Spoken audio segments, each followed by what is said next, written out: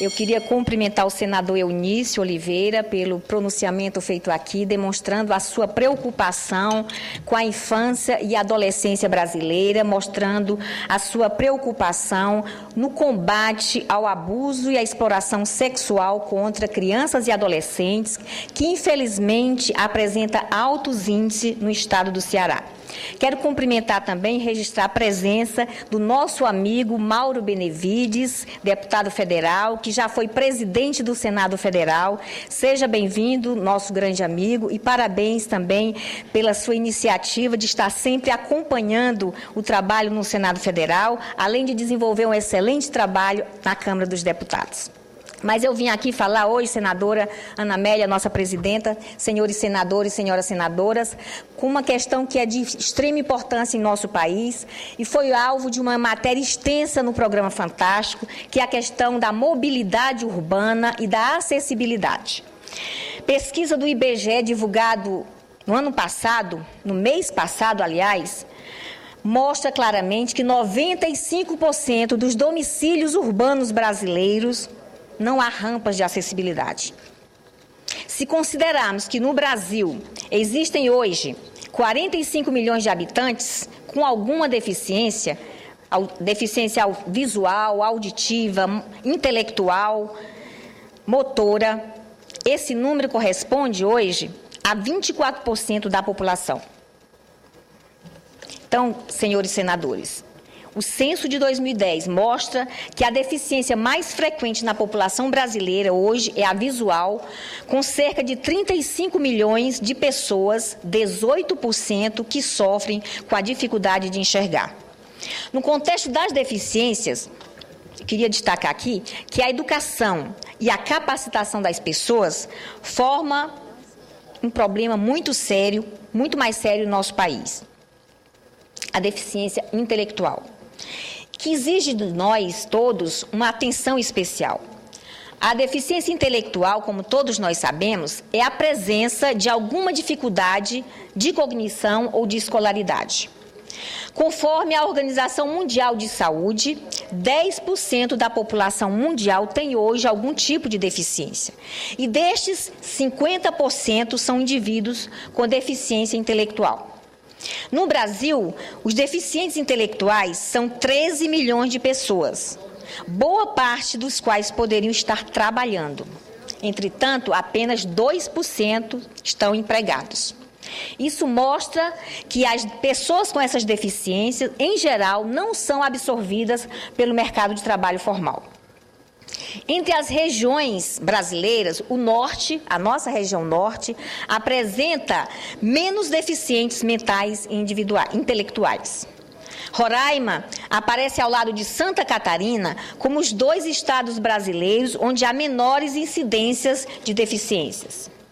Eu quero resgatar aqui estes números, senhores parlamentares, por ocasião da passagem de 10 anos da criação do Estatuto da Cidade, a Lei 10.257, que esta semana aqui no Senado foi objeto de audiência pública realizada na Comissão de Direitos Humanos e Legislação Participativa, comandada pelo nosso companheiro, senador Paulo Paim, presidente da CDH. O Estatuto da Cidade, sancionado em 2001, aprovado neste Congresso Nacional, depois de 11 anos de tramitação, trata, entre outras coisas, do pleno desenvolvimento das funções sociais das cidades e visa garantir o direito a cidades sustentáveis.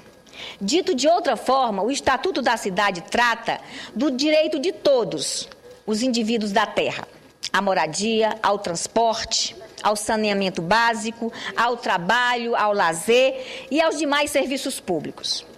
E com o princípio de direito de cidadania, que o Estatuto da Cidade regulamenta os artigos 182 e 183 da Constituição Federal, notadamente o ordenamento e o controle do solo, prevenindo a população urbana dos problemas da poluição e da degradação ambiental. Com tantos avanços e com apenas 10 anos de vigência, ainda assim, o Estatuto da Cidade requer mudanças urgentes.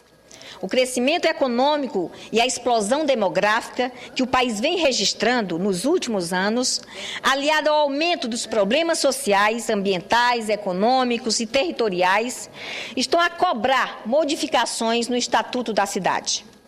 Na audiência pública realizada esta semana na Comissão de Direitos Humanos, especialistas convidados trataram das falhas que a lei tem e apresentaram propostas de mudanças de aprimoramento da lei. A mobilidade urbana foi apontada como uma necessidade diária fundamental para a qualidade de vida, para a garantia da qualidade de vida da população. E a solução para se ter mobilidade urbana seria as autoridades brasileiras, federais, estaduais, municipais, investirem em transporte coletivo eficiente, confortável e rápido, que seja melhor que o automóvel. Porque, meu nobre amigo, ninguém vai deixar um automóvel em casa se nós temos um transporte urbano coletivo de péssima qualidade. Então, há necessidade de investimento maciço do poder público para que o transporte coletivo seja de qualidade, para que, dessa forma, a gente possa melhorar a mobilidade urbana nas cidades do nosso país. O jornalista Carlos Pena, que participou dessa audiência pública e é mestre em políticas públicas e formas alternativas de energia, também falou sobre a mobilidade urbana, defendendo mais investimentos na área como uma questão estratégica. Nesse processo todo, a garantia de acessibilidade das pessoas aos espaços e vias públicas é o que mais está pautando o debate sobre a mobilidade urbana, a acessibilidade. Quero, portanto, destacar a questão da falta de acessibilidade das pessoas com deficiência, pois este é o problema que está a exigir de nós, legisladores, atenção especial. Não só de nós, legisladores, mas como toda a administração pública, os prefeitos, os governadores, todos os agentes públicos. Dos administradores públicos, este tema está a exigir políticas públicas que garantam à população com deficiência o direito de ir e vir por meio de acesso a transportes e edificações. A causa da acessibilidade ganhou notoriedade desde que a ONU reconheceu por meio de Convenção 1981 como o Ano Internacional dos Deficientes.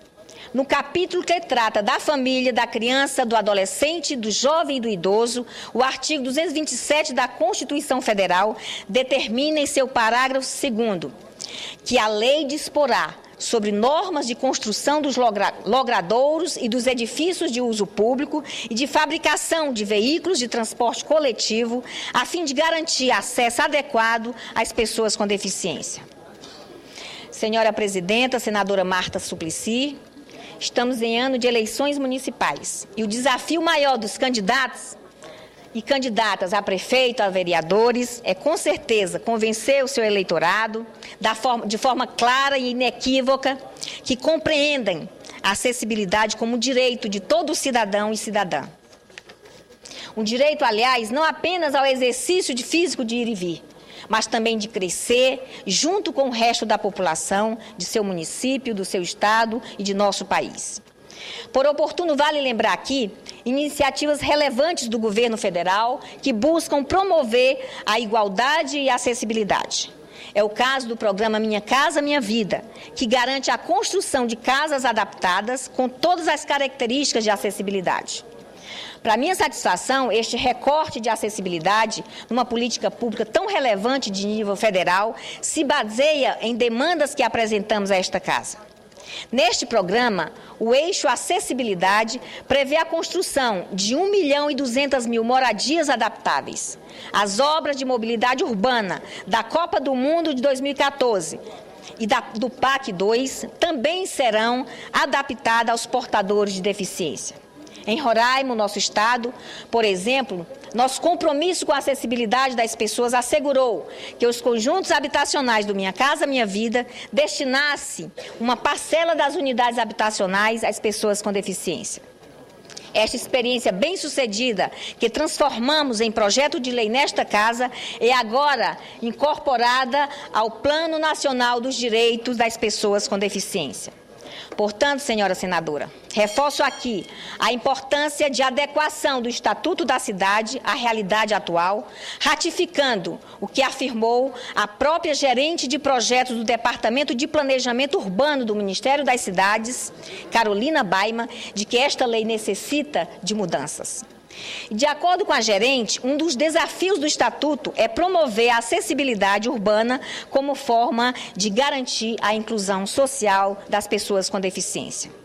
Não é sem razão. A população que tem alguma deficiência está atenta e vai cobrar a implementação de rampas e trilhas para deficientes, calçadas lisas e niveladas, bicicletários públicos e privados e vestuários públicos. Também cobram mais investimentos em ônibus coletivos, vans, veículos leves. Também são medidas que o especialista indica para diminuir o número de automóveis dentro das cidades.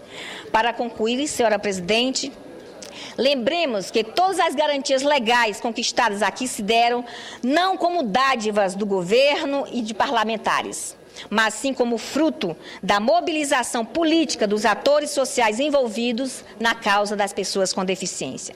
Enfim, para destacar aqui, o binômio mobilidade urbana e acessibilidade é o assunto que está na vida das pessoas e que exige de nós, legisladores, uma grande atenção.